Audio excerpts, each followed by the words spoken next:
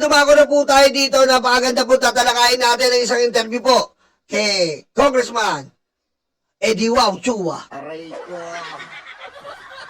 Okay? Gusto ko po kayo mabigyan ng kalinawan dito po sa panibagong expose ni Congressman Chua kung saan po sa mga napag-alaman nila, napag-alaman nila ng mga bagong what do you call this?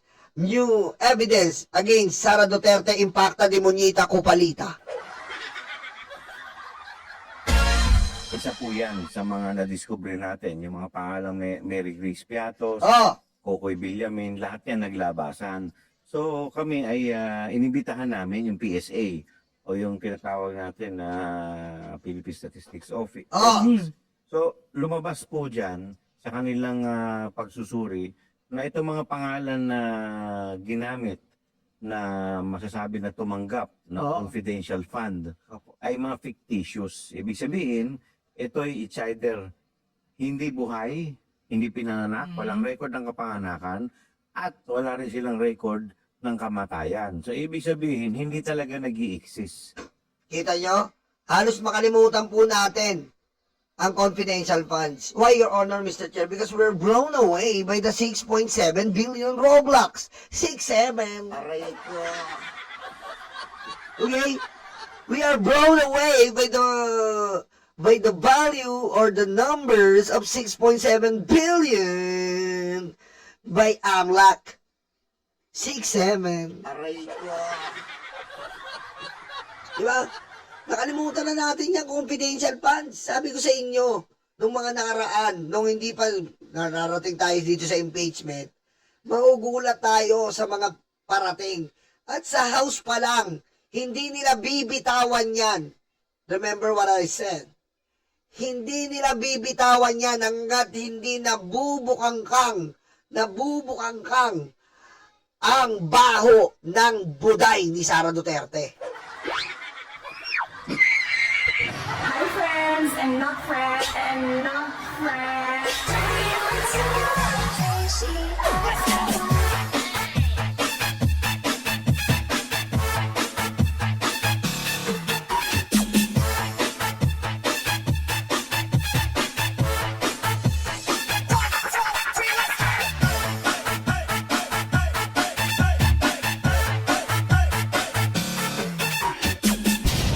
Aray ko. Diba? Diretso natin. Eddie, wow. Tamo, Congressman Eddie Wow. Ay, abangan nyo po Abangan nyo po. Igigess po tayo. Nagpaalam na ako kay Boss Mark. Boss Mike Cervera. Igigess po tayo. Alam niyo naman po ako, one of the talent of Mike Cervera. Aray ko. Papaalam tayo. Sabi ko, boss, gigess po tayo kasama may kasama tayo. Dito sa programang ito, may kasama po ako dyan. Abangan nyo po Aray ko. Abangan nyo. Sabi niya, sige, papayagan mo ba ako, boss? Sige, papakawala kita, bata. Talaga, boss? Sige. Mag-guess ka. Guess po tayo, Ben. Abangan nyo dito po sa programa nila RJ at ni Balita at Kaalaman. Dito po, mag-guess po tayo dyan. May kasama tayo, ayaw muna pabanggit. Malupit ang kasama natin. Nako po. Hindi pa ako tapos! Aray ko. Merong bago sa Bengador. Kulaan nyo. Iba na talaga ang sikat. Yes, Daddy. Iba na ang sikat. Chupoy! Aray ko. Sikat Chupoy! May bago pong Bengador. Ang bebenga sa lahat ng fake news. Ang bebenga sa lahat ng mga tampalasan. May bago pong Bengador. At ang guest namin sa Bengador ay umaapaw, nagigiba sa buong social media platform. Aray ko. Abangan nyo sa Webes. Ang Bengador. Ang guest namin ay yung nasa tuktok na.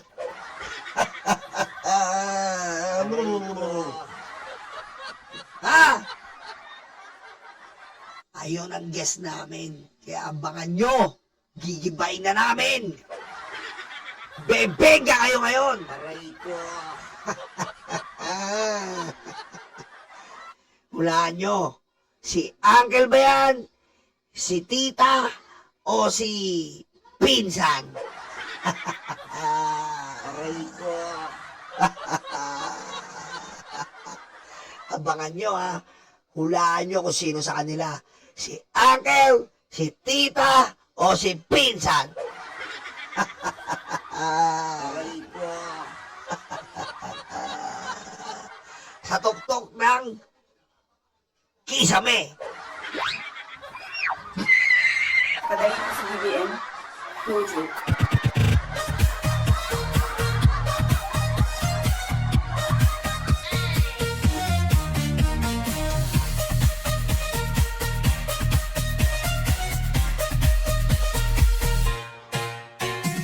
Okay na ba ako tayo dito?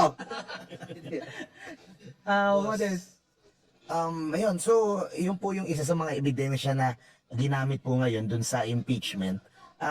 Ano po ang, bukod po dun, ano po yung masasabi niyo na, na naging mga mabigat na ebidensya, kaya po napagbotohan po kahapon dun sa impeachment proceeding na 53-0. Ano pa yung nag-stand out doon sa mga lumabas na ebidensya para sa Actually, inyo? lahat ng grounds talaga naman may kanya-kanyang bigat na masasabi natin. Uunahin na natin yung confidential fund, no? Tsaka yung bribery case. Dito sa confidential fund at tsaka bribery case, kung maalala ninyo, tinatanong at tinahanap natin, saan napunta yung 125 million? Oh! Diba? Noong December 21, 2022. Diba? So, dito, nung tayo'y sinuri natin dito sa impeachment, nakita natin may karagdagang testigo. Si Ramil Madriaga, sa katauhan ni Ramil Madriaga. Ang alam ng lahat, 11 days na inubos itong confidential fund. Pero lahat tayo nagulat nung sinabi ni Ramil Madriaga na 24 oras lamang. Diba? Kaya, so sinabi niya, itong 125 million sa tatlong area o sa tatlong lugar lamang ibinagsak yung mga duffel bag. Isang area, binagsak niya sa may Laguna, sa San Pablo, Laguna. Yung pangalawa, Pusang ina mo, Sarah. Sorry po ulit ha. Sumakit na naman yung leg ko. Pusang ina talaga, men. 150 million estimation the Filipino people all around the Philippines. The population. Pusang ina mo, Sarah, 150 million ang populasyon ng Pilipinas. Divide na natin sa dalawa. 70 million ang deserve maging presidente. Sa 70 million, ikaw lang ang pagtsatsagaan, pusang ina mo? Aray ko. Ha? Ganun ba yung mga DDS? Ha? 150 million ang populasyon ng Pilipinas estimated. Oh. Tapos hatiin natin, siyempre, yung mga registered. Seryoso? Sa 70 million Pilipino, sa yung ididikdik ang mukha, sa yung magnanakaw kang kupal ka? Aray ko. Ha? Ganun ba yung mga DDS? Ha? Ididikdik namin iboboto namin niya sa 2028 na magnanakaw? Wala na bang ibang mapili? Ha? Ikaw lang ba? No choice na ba? Isang magnanakaw? Isang ACDC? Pusang ina mo? Aray ko.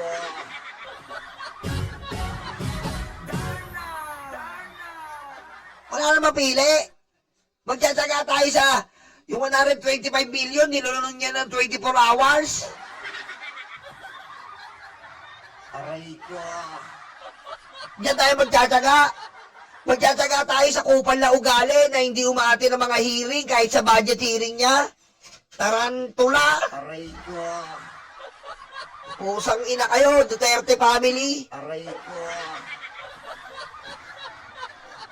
Tingin nyo, ganyan tayo, mga kapwa ko Pilipino? Ha? Ganyan? Ididikdik natin ang sarili natin. No choice tayo dahil dyan lang ka sa mga Duterte. Kinang ng ginto. Aray ko. Aray ko. Oh. Ilang milyon tayo? Ang daming pagpipilian. Ang daming deserve na malinis, na walang aberya, na walang kaso, na hindi abnormal, na hindi baliw. Oh, na hindi nanununtok ng sheriff. Pusang ina nyo, mga DDS, mga Duterte family. Packing paper.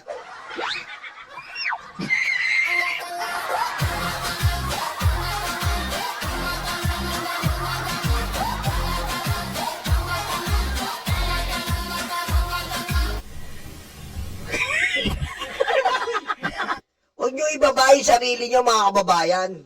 Ha? Huwag nyo ibaba ang sarili nyo. Ididigdig nyo yung sarili natin sa isang mga sindikatong pamilya, mamamatay tao ng pamilya, ang putang. Diba? Magnanakaw ng pamilya eh. Oh. 51 billion, etc., etc. Tatay na kriminal. Pinatay ang 30,000 pero 50,000 yan kasama na pandemic days. Aray ko. Tapos tanginan yan, iduduldul mo, yan lang ang option? Susmiyo. Aray ko.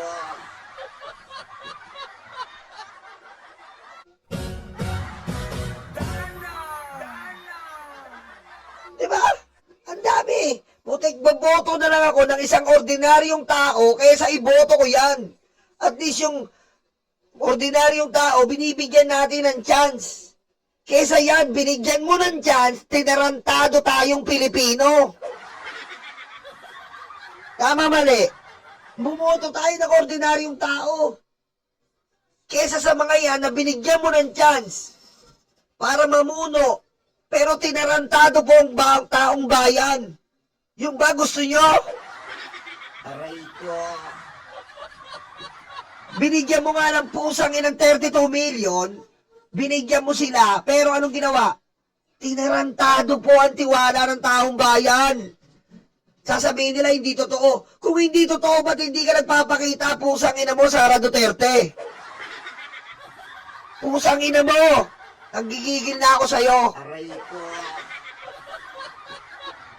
Nakakagigil po. Kasi po, anong sinasabi mo, anong capabilities mo, anong karapatan mo na hindi mo siputin ang bawat patawag ng taong bayan? Patawag ng taong bayan yun eh. Dahil yun na yung nakalagay sa konstitusyon. Oh. At yung mga tao doon is representative of all Filipino people. Motherfucking shit. Aray ko. Tapos, ngayon, kasabihin ng mga DDS, si Sara karapat-dapat, Duterte lang ang magpapalaya sa lahat. Duterte lang ang magpapabago. As if, ngayon lang tayo magduduterte. What the? Simula nang dumating yan na perwisyo, de pendeo, de loco, de leche, de puta. Aray ko. Kami,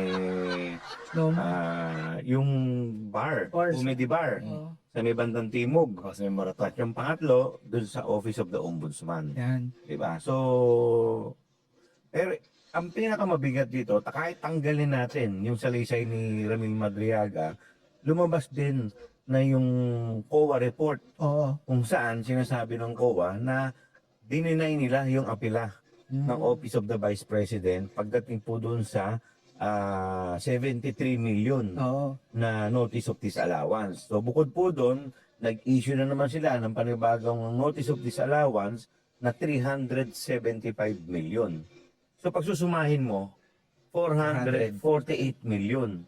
Kaya nga tinatanong namin si Kong Percy, nung nagdeposito siya ng pera, 400 pesos something. Julio Vargas BPI. Yes. Sabi na ng gano'n, nagdeposito daw siya ng 448 pesos. Yes. Wala kami nagtataka. At 448? Bakit hindi 500, baka pwede 450 o 1,000. Bakit Yung pala may yun. butal? Akala namin, kinapos ng 2 piso yung pera niya. Yung pala, Symbolic. symbolical pala yun. O, sino yun? Maraming salamat po ha. Grace Udan, watching from Murrieta, California. Yan po siya sa Murrieta. Paggawa po dyan ng Muriatic. Yan po yan. Lahat po ng muriatic acid po na distribute in all of places around the world is coming from Murrieta, California. Because the muriatic is from the root word Murrieta. Okay? Ano na naman ako, history. Yan po yan. And, Aray ko. yes, totoo po yan. Dati po yan, ang pangalan niyan talaga is Moria po yan. Moria, California. Then, na-aksidente po si Lita to give tribute to Lita dahil po nalusaw siya eh. Yung Muriatic, nalusaw siya eh. Nalusaw siya, Mami Chris Rose. Totoo yun. Nalusaw siya. So, from Murray, naging Murrieta. Kinuha si Lita. Murrieta. Thank you. Yung pala yung pinaghalong 73 million Ah. at 375 million. Yan yung Nga po. doon sa issue sa confidential fund, di ba? Nandiyan din pala yung yung 4 na Marines na nag-issue ng certificate. Kung Ah. saan sinasabi nila Oh. na wala naman kami natanggap talaga. Oh, telling to the Marines! Why is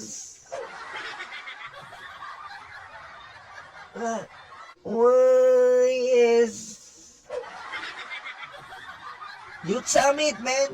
Biro mo nilaglag si Sarah ng Marines. Libre! Pusang ina, magnanakaw talaga eh. Napaka magnanakaw po. Sa tingin nyo, hindi pa ba kayo nasusulasok? Nagugulumihanan? Oh. Naduduwal? Sa ganyang sistema ng mga Duterte? Ano ba tayo dito? What are we fighting for? Love me like you do. Love me like you do. Diba? Tama na po. Tigil na natin to. Hindi na to para sa atin eh. Para na po to sa panibagong salinlahi natin. Sa atin nakasalalay ang future of our next generation.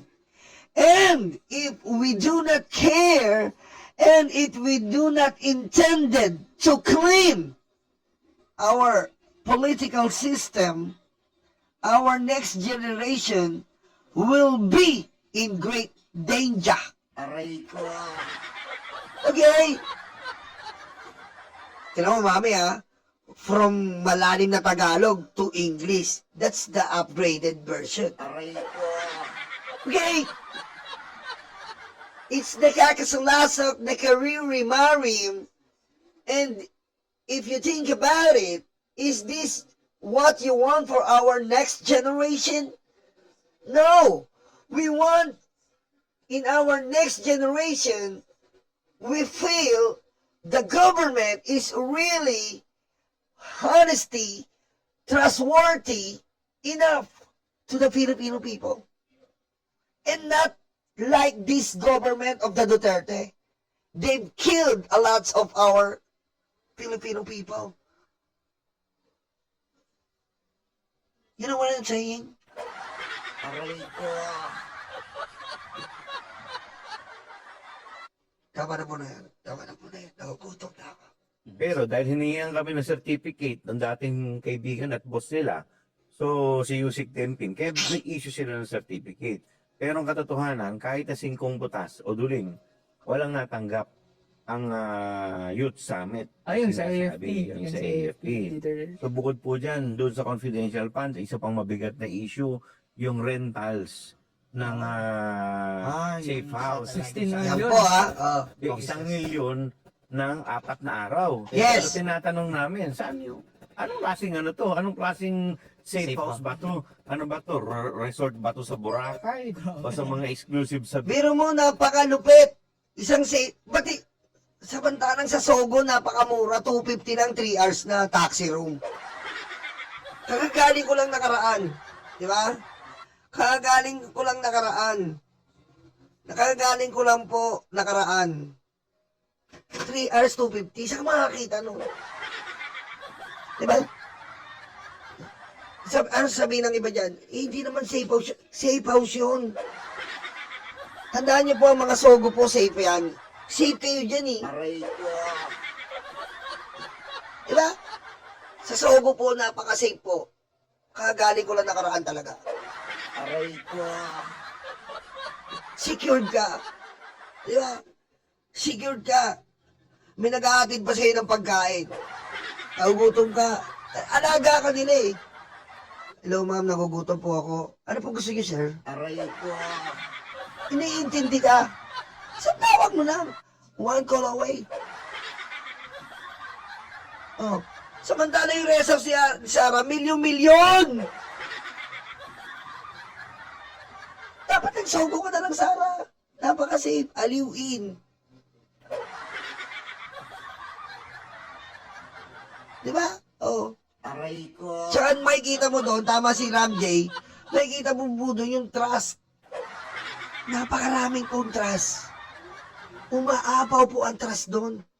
Kaya tiwala ka eh. Aray ko. Tama mali. Kaya sa Sogo tayo. Ang dami pong trust. Tiwala ka. Diba? Tsaka yung eagerness mo sa buhay, marorobas eh. Aray ko. Diba? Sa Sogo po yung eagerness mo sa buhay, yung mga future plans mo, yung mga future na gusto mong makamit, marorobas po doon. Aray ko. Diba? Saka makakita nun. Meron trust. Marorobas yung mga plano mo sa buhay. Saka makakita. Diba? Kaya madami ka mang problema, 69 problems, ubus yan. Kagaya ng sa BBM, no joke.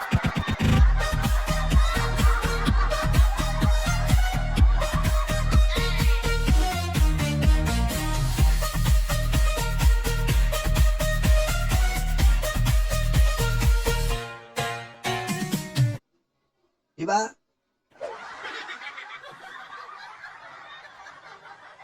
Oh, diba? Kaya po, doon na po tayo. Yung namang problema ka, doon na po. Pag-usapan yung maigi, trust, the future plans, robust it, and if you have 1, 2, up to 69 problems, tandaan nyo po ang problem, 69 lang yan. Baligtad po yan eh. Yan po yung problema. 69 po is infinite. Ang problema, ang problema po, infinite yan. Hindi tayo nauubusan, kaya 69 po yan. Infinite. Aray ko. Ano, kaya nyo pa?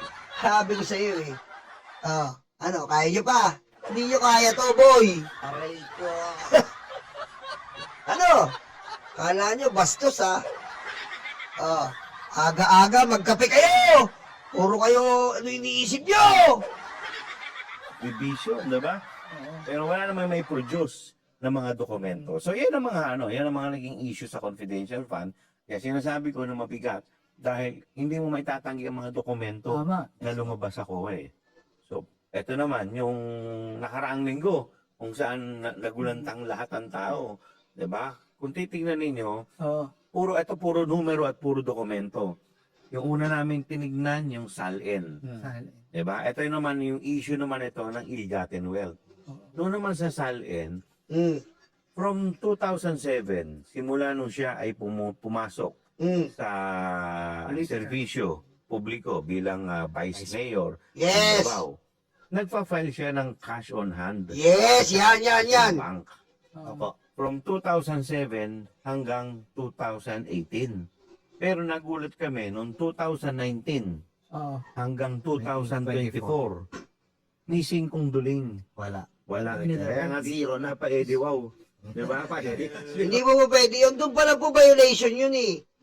You must be transparent at all times.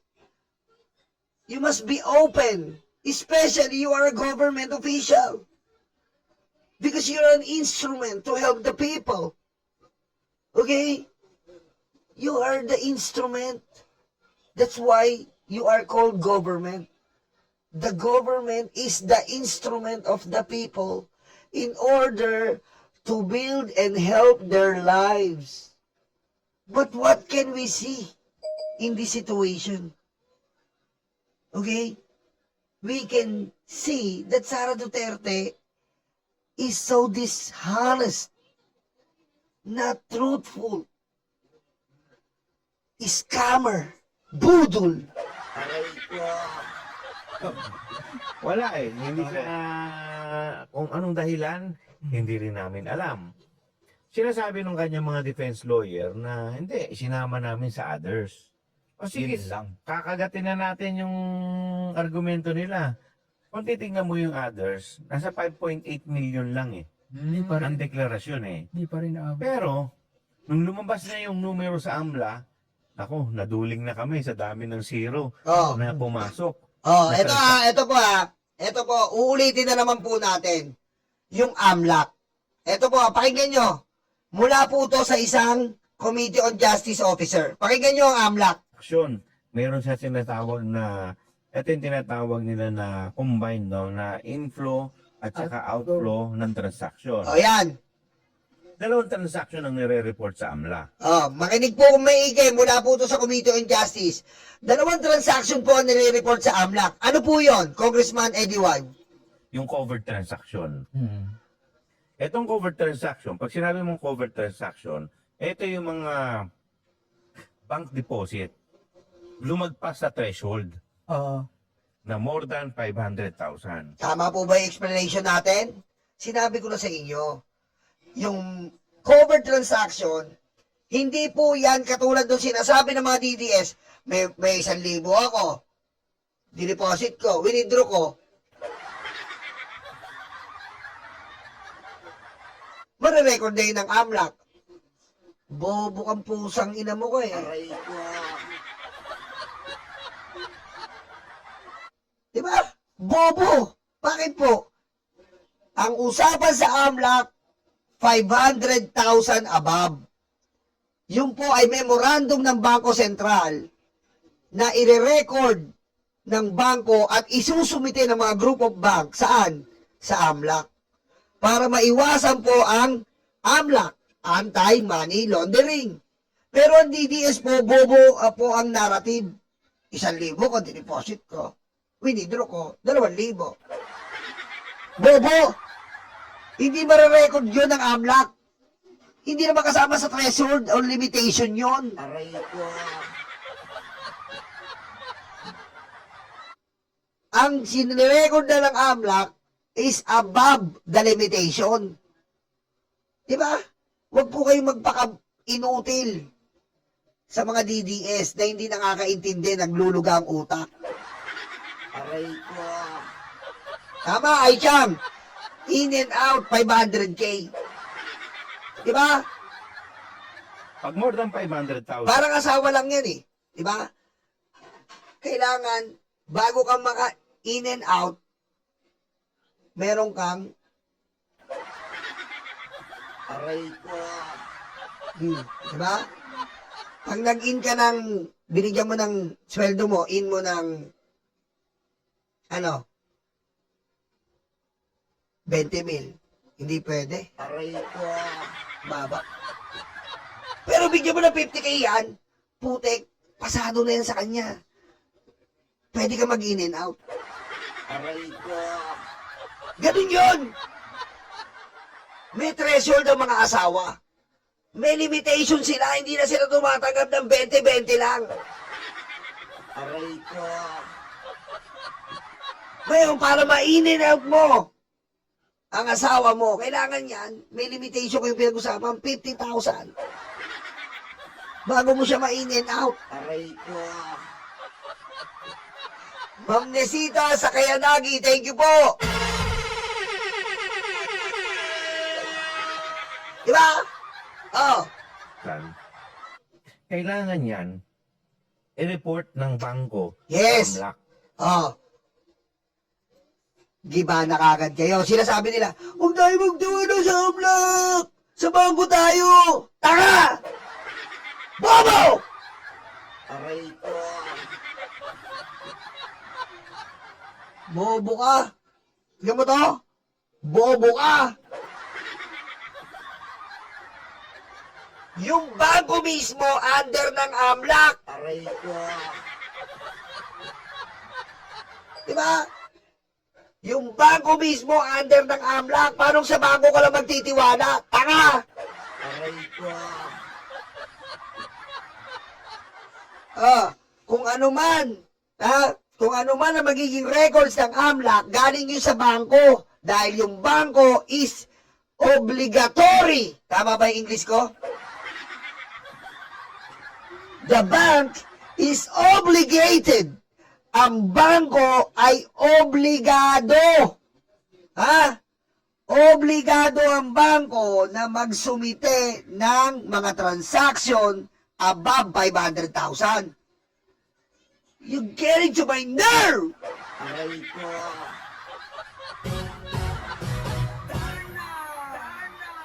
Diba? Ah! So magkakaroon ng ano, kumbaga i-red flag yan.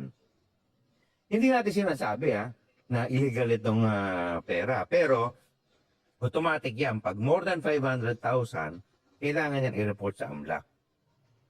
So mayroon pang isang transaction, yung tinatawag na suspected o suspicious Dito naman tayo sa suspicious. transaction. Ito naman yung pag Sabi ni Sir Prince sa hotel ni Mike Defensor, mura ang in and out. 20,000! Aray ko. Mamaya babanatan natin ulit yan sa ating rap version freestyle. Aray ko. na ang tingin ng bangko, wala kang kapasidad para magdeposito ng ganitong malalaking amount. Talaga. Diba? Dahil sa nature ng iyong trabaho, hindi mo naman ma-adjust. Uy, napakaganda po nito.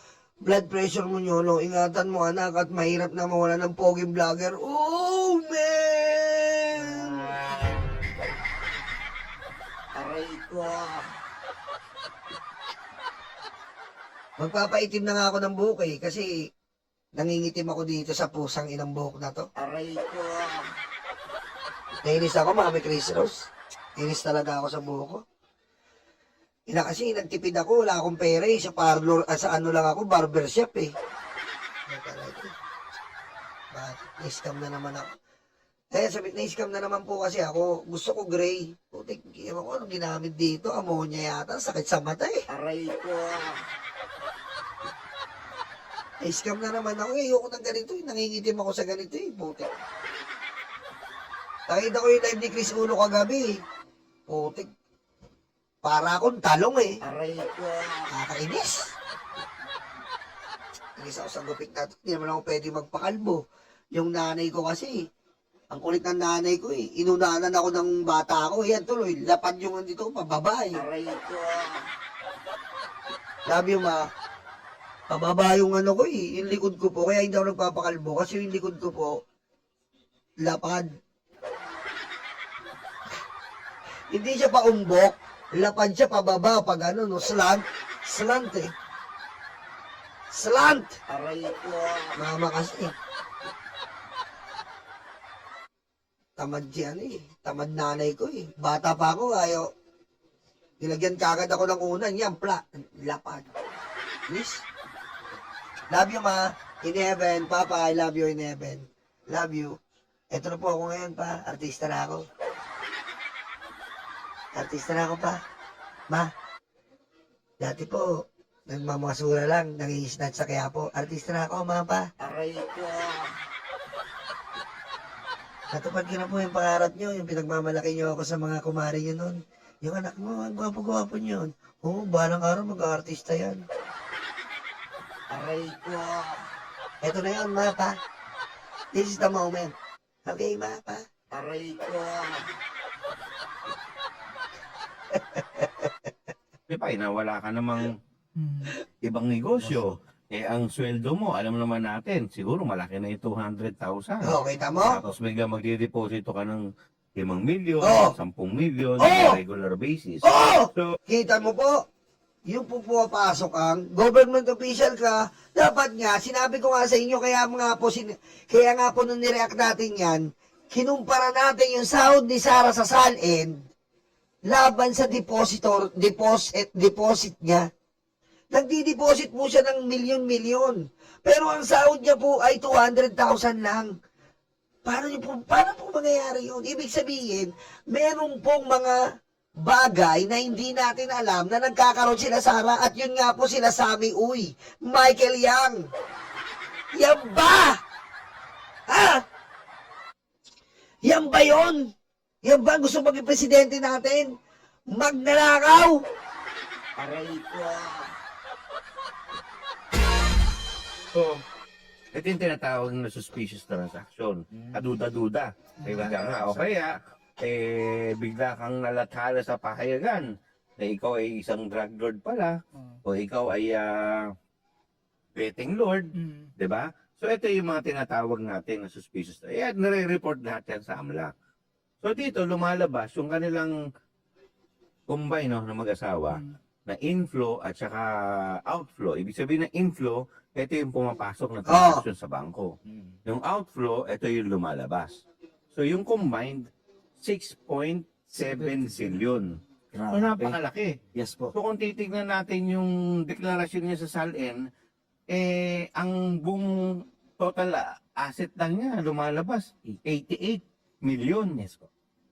Tapos dito ang transaction, billion-billion. So, hindi nagtutugma yung kwenta. Oo. 'Di ba? Yung kwento hindi nagtutugma sa kwenta. Sabi nga Oo, ni diba? DS JG Suarez.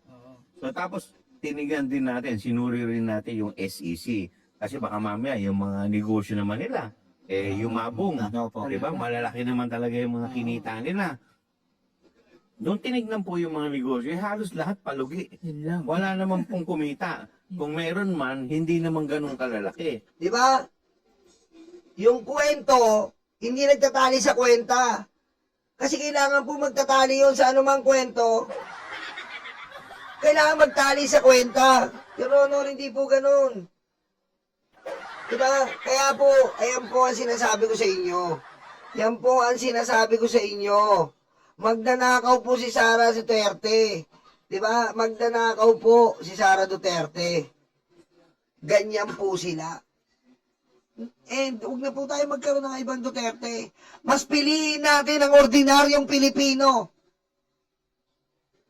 Mas okay pa ang isang basurero, mas okay pa ang isang office worker, mas okay pa ang isang tigabangko, mas okay pa ang isang ordinaryong Pilipino. Kaysa ikumpara natin sa mga Duterte dahil ang isang ordinaryong Pilipino. Di ba? Pwede pa natin pagkatiwalaan, pero sa mga Duterte, binigay na po natin ang mga tiwala. Pero ano pong ginawa nila? Sinira nila sa tatay, sa mga kapatid. Ngayon hanggang kay Sara. Tama na, sobra na. Huwag na ang mga Duterte. Diba? Alisin natin sa bokabularyo ng Pilipinas, lalo na sa political system natin ang mga Duterte. Wala pong kwenta yung mga magnanakaw na iudit puta na yan. Aray ko.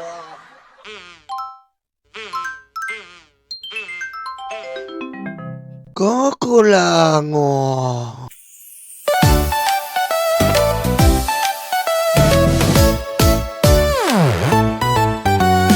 Tanggap, tanggap, luga, yuga, DDS, DDS. Dating yung white karton, dating yung white karton. Duterte, Duterte. Tanggap, tanggap, luga, yuga, DDS, DDS. Dating yung white karton.